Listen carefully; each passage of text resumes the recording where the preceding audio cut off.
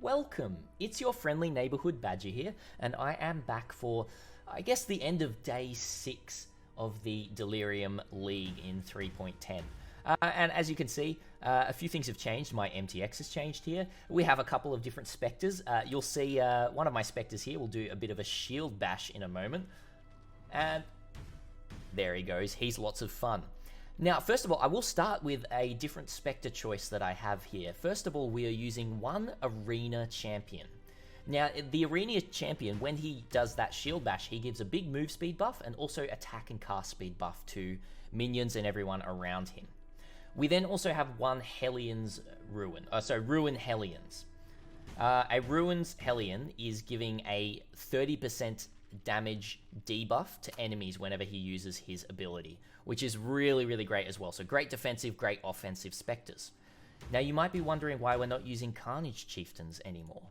That is because we are now using a Victario's Charity, meaning we have a 10% chance to grant a power charge to nearby enemies on kill, and a 5% to grant Frenzy to nearby allies on hit.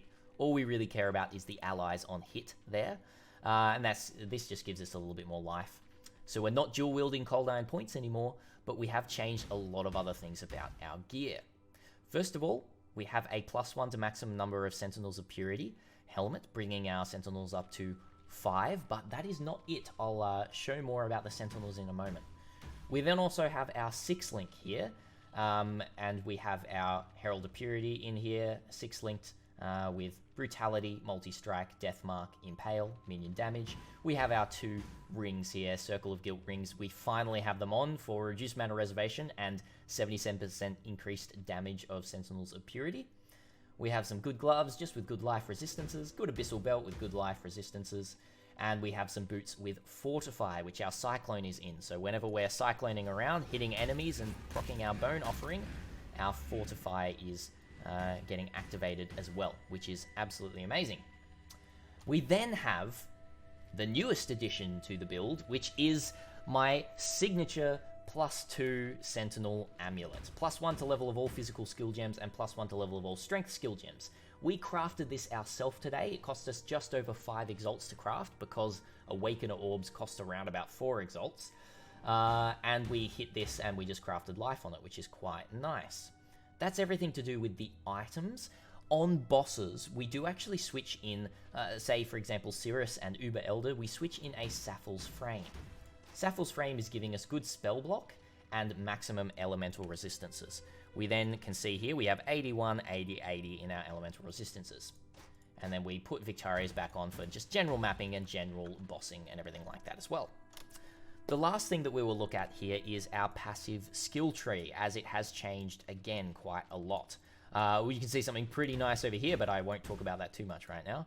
We have here, we basically are not taking Lord of the Dead anymore, and we're not taking Enduring Bond. This is good damage, but we are getting better damage elsewhere, as you will see in a moment. We come down, grab all this life, and we hit our amazing Cluster Jewel area. This Cluster Jewel area is absolutely phenomenal. First of all, we start with a large Cluster Jewel, which gives us 8 passive skills, the minimum amount, and we have 2 added passive skills of dual sockets, these ones here, and then we have Call to the Slaughter, which is minions deal increased damage and have increased attack and cast speed and move speed if they've been created recently. And then we also have Rotten Claws, which is 20% chance to impale on hits with attacks for minions, which does bring our minions, our Sentinels of Purity, if we just calculate it right now, we have a 40% chance to impale enemies here from the gem.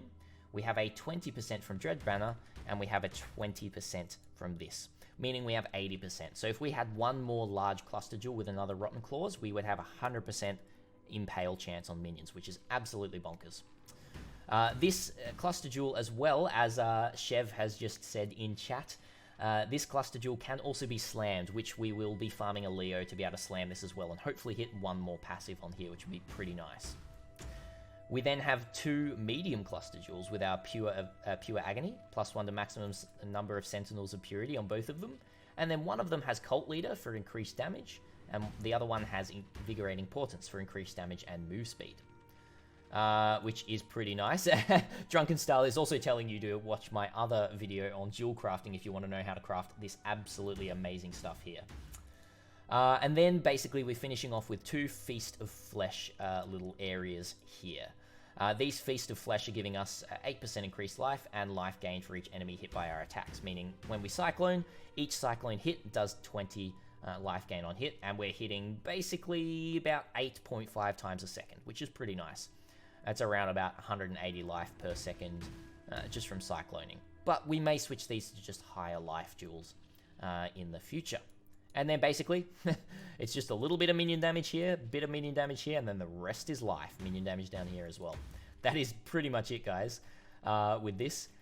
In the future, there will be a full build guide coming out for this, but it's not complete yet. I'm still getting everything sorted for this full build guide. So you could expect the full build guide probably in a week or less time for this one. And then we'll also be working on our next build, which is secret.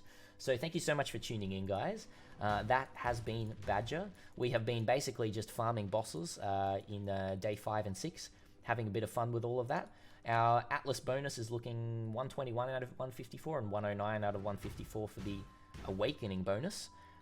So basically tomorrow we're just going to be finishing this entire Atlas bonus. We're going to be socketing in some really nice maps to be able to drop them lots, such as burial chambers, ports, spider forests, that sort of thing.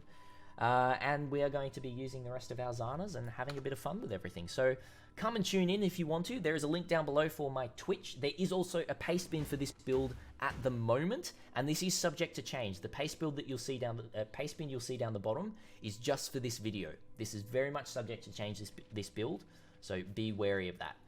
If you like this video or you like any of my other videos, subscribe, hit that little bell so you get notifications, and if you want to support me in any other way, I do have a Patreon.